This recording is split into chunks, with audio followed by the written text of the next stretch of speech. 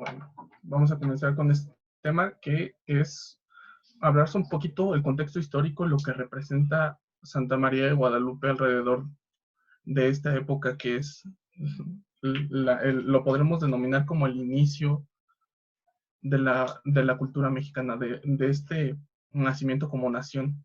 Esto surge el 12 de diciembre de 1531. Les comento que me pueden interrumpir cuando ustedes quieran con preguntas, lo que sea. No soy experto, pero sí es un tema que me gusta mucho, que me apasiona, así que comenzamos. Como contexto histórico, podemos empezar hablando sobre que esta aparición de Nuestra Señora de la Virgen de Guadalupe pasa en 1531.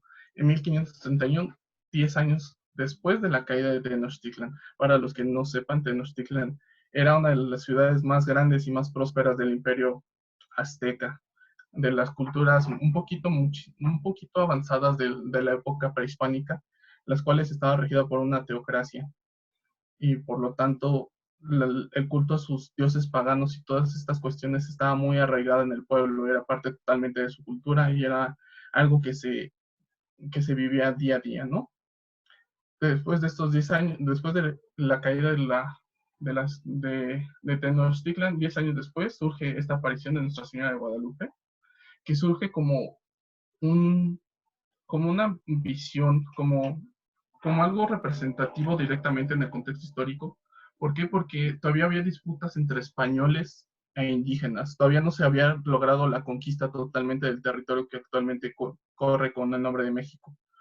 Continuaba con el culto a los dioses paganos y así continuaban en los sacrificios humanos en clandestinidad. Y esto lo sabemos por varios escritos de los frailes que se dieron la tarea de evangelizar, ¿no? También existía poca conversión hacia el catolicismo, poca convicción en cuanto a los indígenas a acercarse verdaderamente a la fe, porque no la comprendían y porque fácilmente no era algo que les hacía algo un extraño, no los llamaba a este verdadero confrontamiento entre lo que ellos vivían y lo que realmente era nuestra fe, ¿no? Porque lo veían totalmente extraño y era totalmente nuevo para ellos. En este mismo contexto histórico podemos hablar que a lo largo de la historia de España surgen dos figuras que ensalzan y que crean esta identidad hispánica. La primera, en la Reconquista Española, es la figura de Santiago Matamoros. Alrededor de 1841 surge en una batalla entre moros y españoles por la reconquista de ciertos territorios al poniente, si no recuerdo, al poniente de España. Y la otra figura emblemática que nos toca en esta cuestión es la imagen de Nuestra Señora de Guadalupe. Todo esto sucede y se ve relatado en un documento que se llama Nicanopogua. No sé si lo conozcan ustedes o tengan conocimiento de este mismo. Este documento es un documento histórico en donde se narra lo ocurrido del 9 al 12 de diciembre de 1531. Este documento está escrito en una lengua franca, en una lengua indígena, predominante en la región de Mesoamérica. Y todavía es usado en varias de las regiones aquí en México.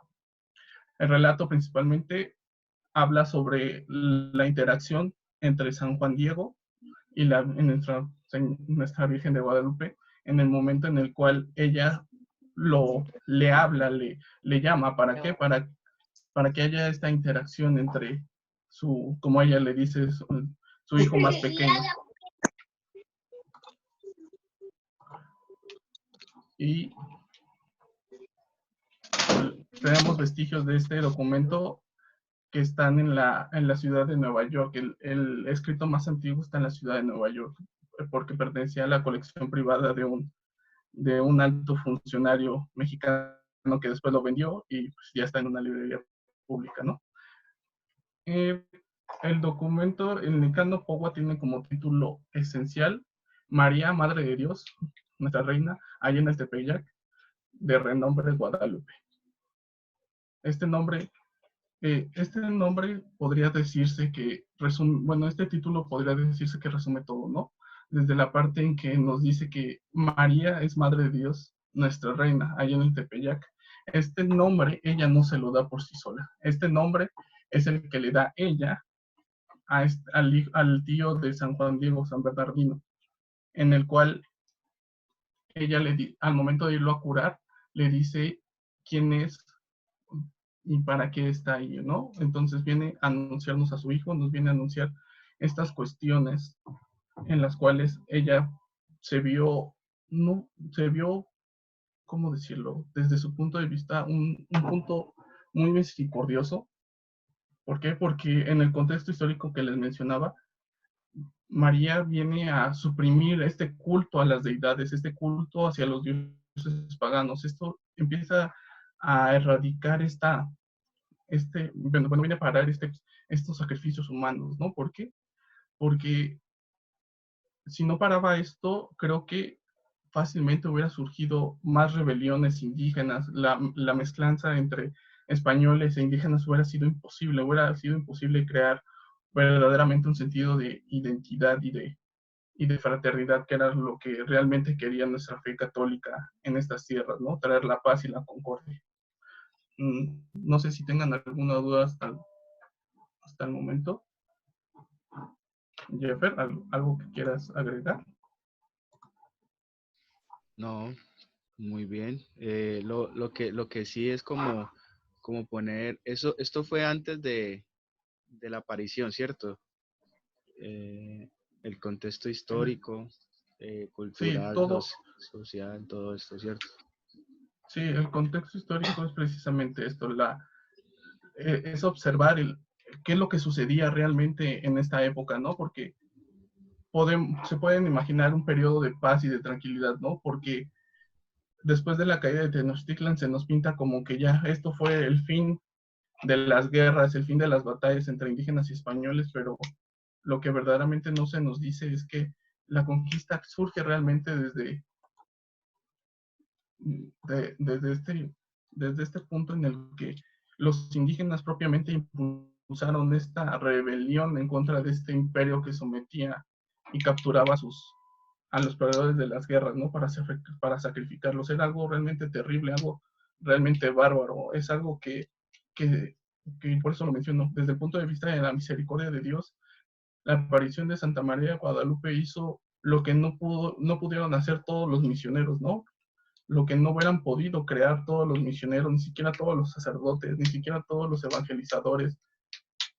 Llevar a Jesucristo a las entrañas, llevarlo al punto en el cual pueda ser mostrado, ensalzado, elevado, y que más precisamente que desde su madre, como ella lo dice en Cano Powa, ella quiere un templo chiquito, un templo para venerarla, para que ella pueda mostrar a su hijo al mundo, a estas nuevas civilizaciones, a este nuevo pueblo, a estas nuevas personas, porque precisamente como Cristo lo quería, la primera evangelizadora siempre fue su madre.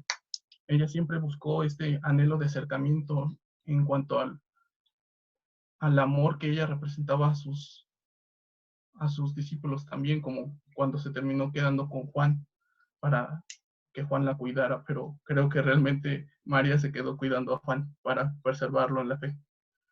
Aquí les estoy mostrando una pequeña imagen de lo que fue la primera capilla que ella pide en las apariciones, ¿no? No sé si lo logran ver, es un pequeño cuadro en el cual se ve una pequeña capilla que todavía permanece aquí en el Tepeyac. Y abajo ya está la basílica vieja que aún permanece ahí, pero ya está en estado deplorable. En esta pequeña capilla es donde precisamente es donde se apareció Nuestra Señora de Guadalupe a San Juan Diego. O sea, ¿crees que podríamos decir que la Santísima Virgen María en su advocación de Guadalupe eh, fue pieza clave para la evangelización digamos, por lo menos de Latinoamérica?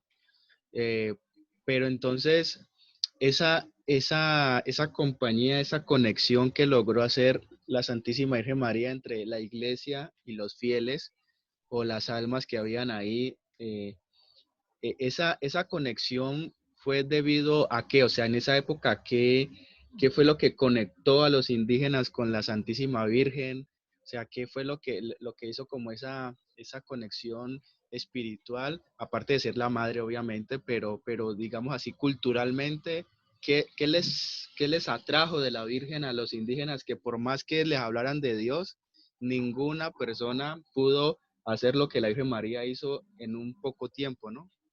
Sí, precisamente era lo que voy a comentar adelante, pero tenemos que tener claro este pequeño concepto en el cual la Virgen viene a ser bueno, lo que su título tiene, emperatriz de las Américas, desde la Patagonia hasta Alaska, donde llegaba el Imperio Español, donde nosotros no éramos simplemente México, o sea, yo puedo decir que sí surgió México en el acontecimiento guadalupano, pero lo que realmente sucedió es que la Virgen se presentó a su hijo y lo presentó de tal forma en el cual fue una revolución total, una metanoia que transformó la mentalidad de estos indígenas y precisamente como tú lo dices, hay varias cosas que se pueden mencionar en cuanto a qué es un ícono. La Virgen, más que un cuadro, más que una simple imagen que se nos presenta, es un ícono llena de simbolismos.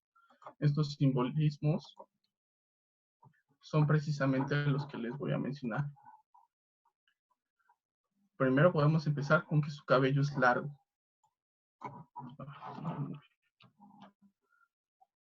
Es largo y suelto. ¿Eso qué quiere decir para para la cultura mexica, para los aztecas que estaban en esta época, para los indígenas? Es que es una persona es virgen y madre, por su cabello. Eso lo tienen ellos en su simbología.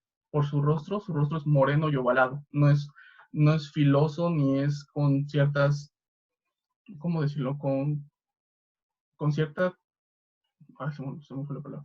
Facciones Ah, caucásicas. sí, no tiene facciones caucásicas, sino que tiene todo el rostro de una indígena de aquella época. Refleja amor, ternura, además de gran fortaleza. Sus manos. No sé si se alcanza a notar, pero su mano derecha es blanca y su mano izquierda es un poquito más morena de lo normal. No sé si lo alcanzan a notar. Esto podría simbolizar desde un punto de vista más pragmático en el sentido en el que está uniendo los dos pueblos. Entonces, hay muchos de estos, como también el embarazo. ¿Cómo sabemos que está embarazada? Porque tiene este moño encima, arriba de su vientre. Para los indígenas, cuando alguien traía esto, era precisamente que estaba embarazada.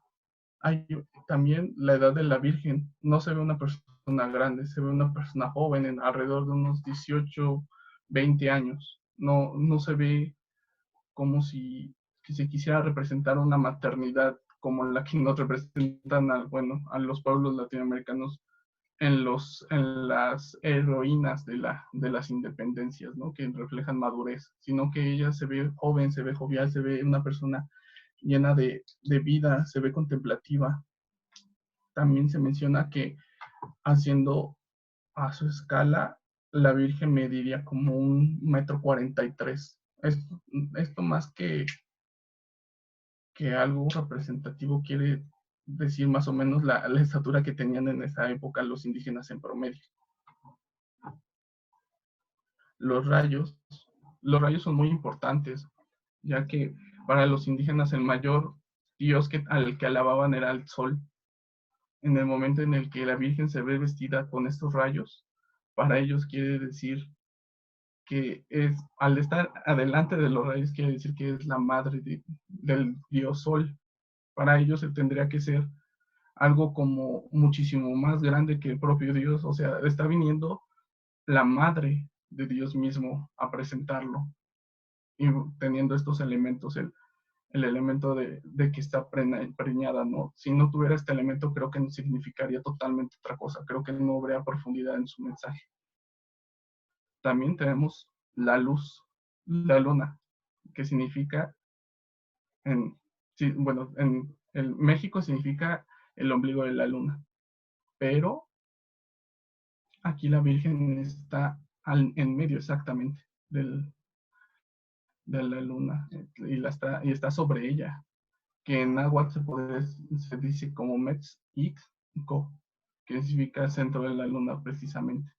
Es un símbolo de fecundidad, nacimiento y vida. No sé si tienen alguna duda en esto para seguir. Ya explicaste no sé si no te presté atención, pero lo del ángel o el niño que está abajo. Ah, no, todavía no.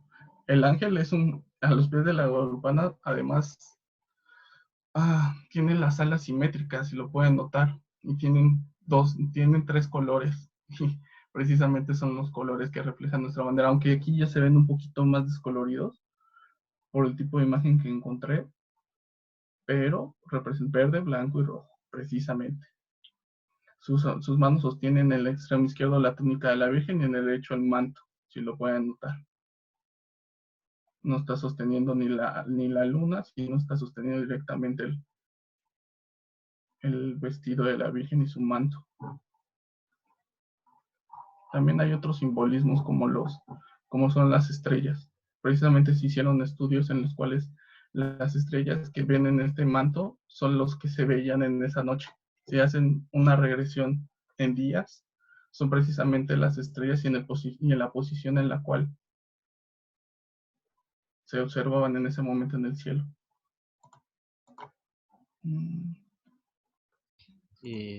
Increíble ese aspecto. Hay algo que me causa mucha impresión, que es que a pesar de que ha pasado tanto tiempo, la tilma parece estar intacta, ¿no? Si conoces algún dato o algo sobre este acontecimiento, si se ha, digamos, ¿cómo se le ha hecho? ¿Se le ha dado como una mano o es algo sobrenatural o qué sabes al respecto sobre este punto? La ciencia habla, literalmente. Hay muchos estudios que se le han hecho al ayate en cuestión de que hay estudios oftalmológicos en donde a la Virgen se le detecta que si se le acercas luz a la pupila, se contrae, como si estuviera una persona viva. También hay otros elementos como la temperatura. La temperatura perpetua y permanente del ayate ha sido 36.5 grados centígrados, como de una persona viva, literal. También hay otros eventos sobrenaturales como la fibra de maguey, que no podría sobrevivir más de 20 o 30 años. Hay una pequeña historia en la cual hubo en una época, no me acuerdo bien el año, en el cual se hizo una copia de la Virgen, literal, sobre un ayate igual, y este ayate a los 30 años se pudrió. Entonces no hay explicación ni científica, no hay explicación de cómo puede seguir este manto intacto, ¿no? Y después de dos eventos esencialmente que sucedieron. Uno, alrededor de los años 40, 60, no recuerdo bien. No, en 1921, un anarquista español puso un arreglo de flores y puso al lado dinamita. Esta dinamita explotó, rompió todo lo que había alrededor del manto de la Virgen y el manto no sufrió ningún rasguño, no sufrió ni se quemó, ni hubo ningún daño. Hasta en la basílica hay un crucifijo en la parte del fondo, ahí está exhibida.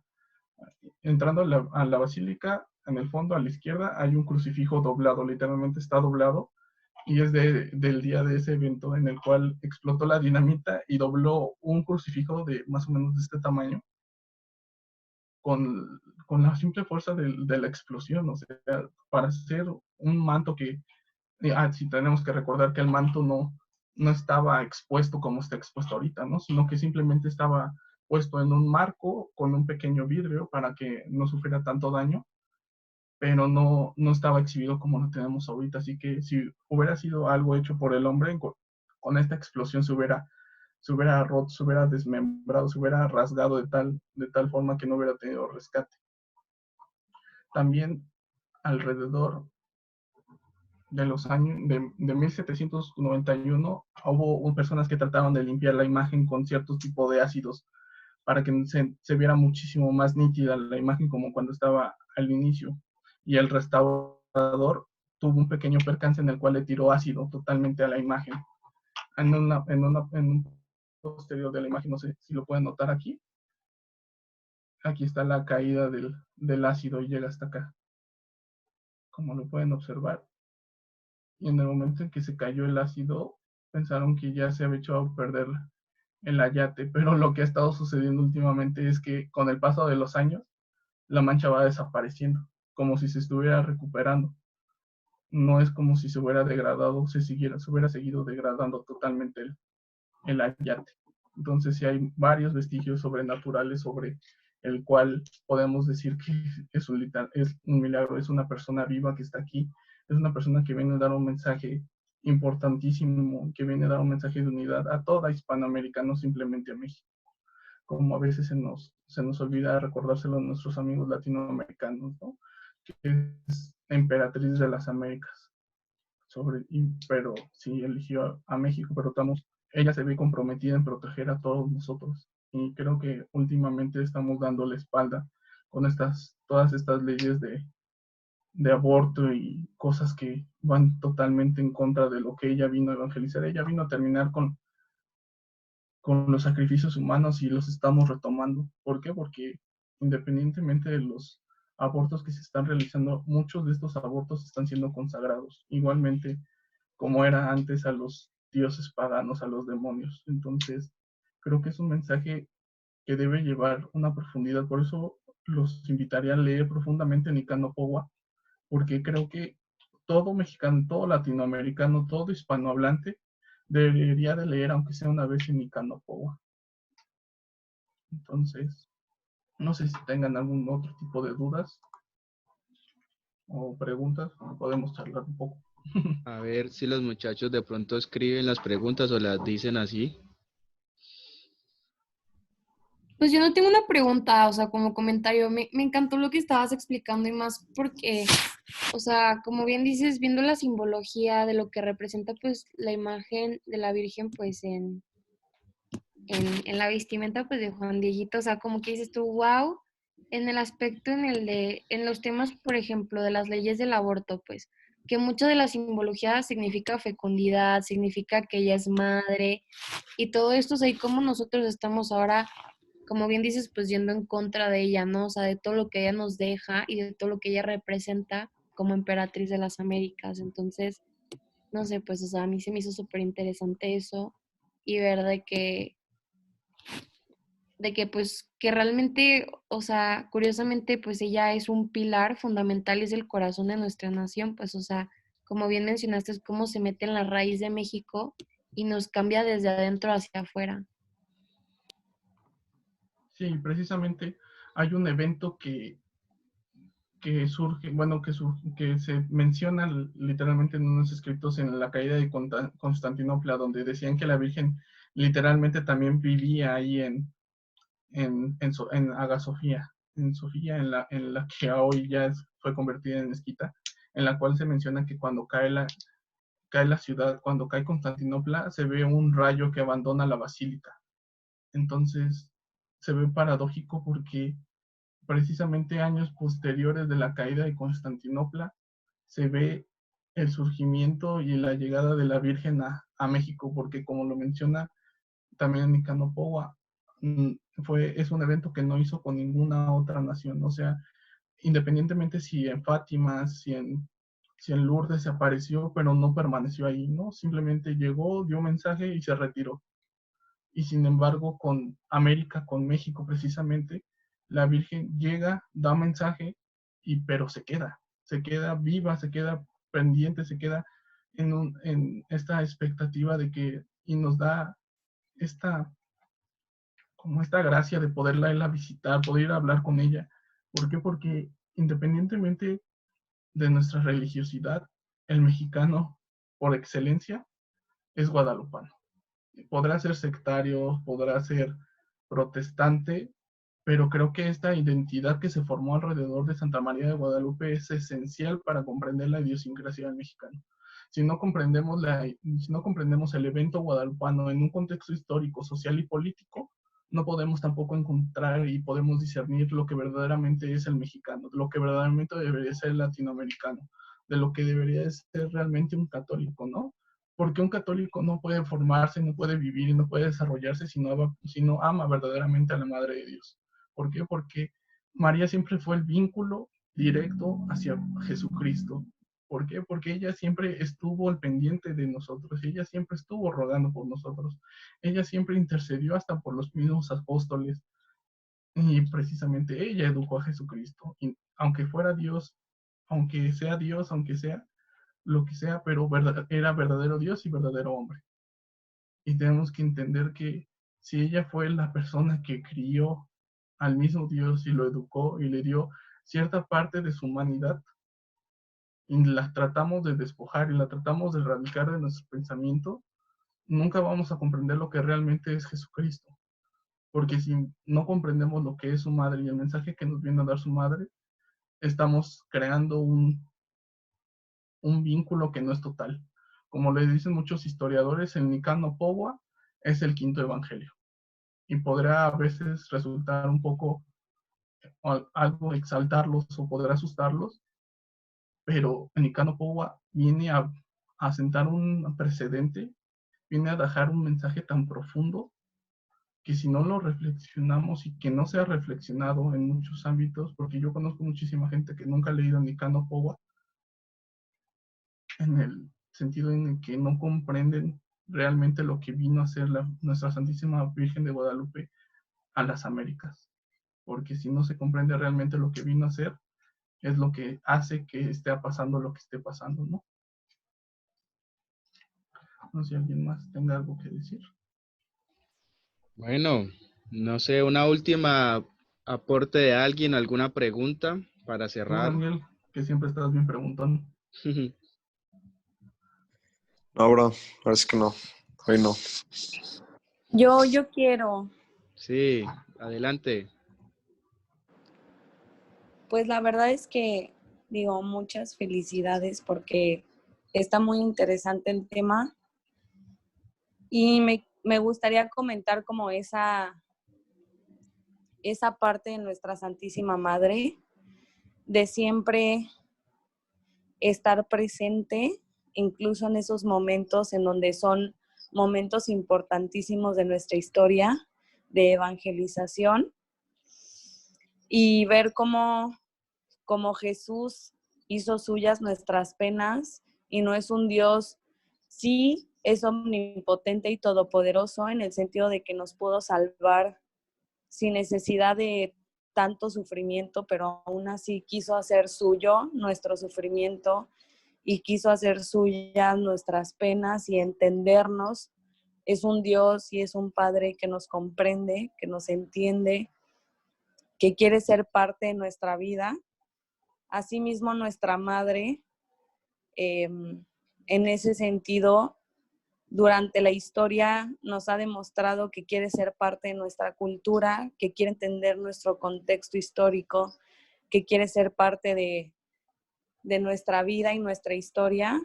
Y la verdad es que es muy bonito conocer esta parte, no solamente de pues estas apariciones marianas, sino de las otras, ¿no? Cómo se ha ido adaptando la madre a nuestro contexto para poder ser parte de nuestra vida. Y pues nada más eso, como apreciar el amor tan profundo de nuestra mamá para formar parte de nuestra vida. Solamente eso y muchas gracias.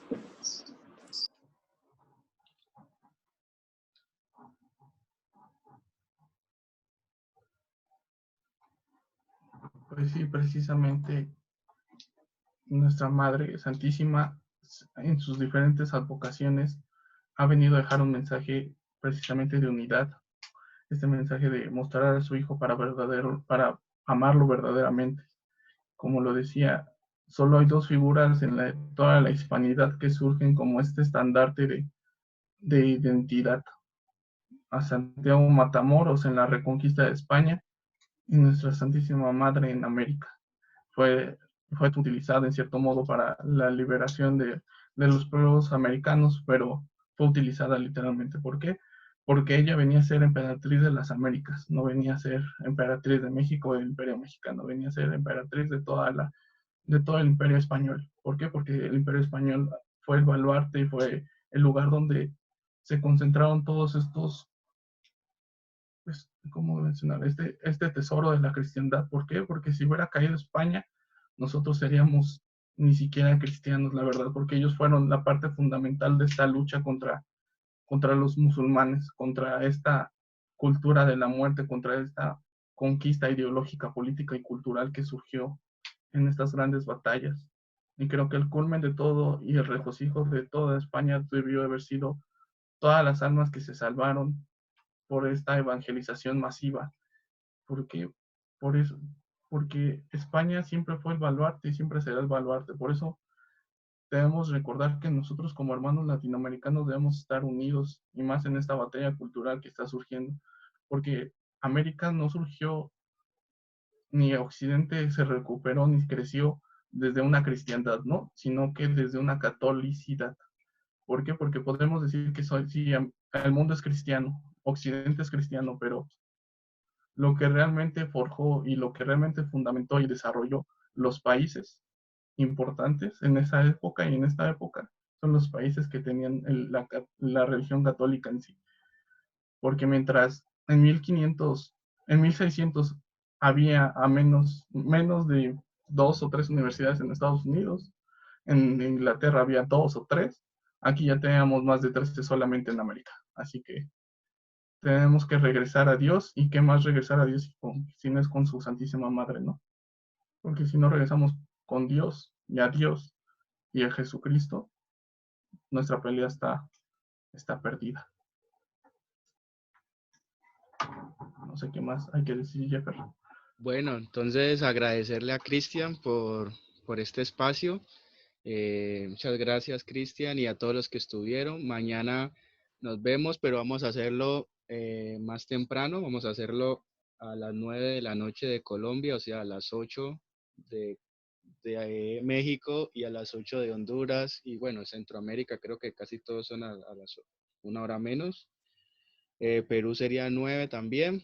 Y los demás países ahí se van acomodando los horarios también. Como es domingo, entonces por hacerlo más temprano. Y mañana tendremos también otro invitado así muy especial para que nos hable de otro aspecto de María. El lunes, les adelanto, el lunes tenemos una invitada muy conocida por todos, muy querida. Algunos la conocen, otros no, pero tenemos a Angélica Lozano, la mujer de Empoderadas.